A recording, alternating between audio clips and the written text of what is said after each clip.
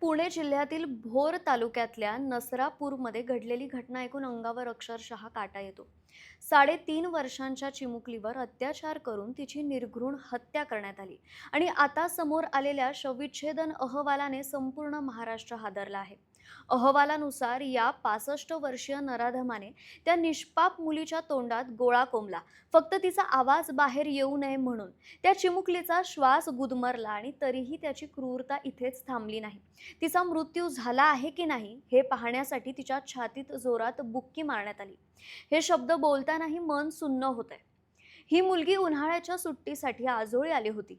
खेळत असताना आरोपीने तिला वासरू दाखवतो असं सांगून गोठ्यात नेलं आणि तिथे हे भयंकर कृत्य केलं. त्यानंतर मृतदेह शेणाच्या ढिगाऱ्याखाली लपवून तो तिथून पळून गेला. सगळ्यात धक्कादायक गोष्ट म्हणजे या आरोपीवर यापूर्वीही महिलांशी गैरवर्तन आणि गंभीर गुन्ह्यांचे आरोप असल्याची माहिती समोर येत आहे. तरीही तो समाजात मोकाट फिरत होता. किती वेळा आपण हेच पाहणार, गुन्हेगार आधीच ओळखलेले असतात, पण कारवाई मात्र उशिरा का होते? आत्ता सरकार कठोर कायद्याची भाषा करत आहे.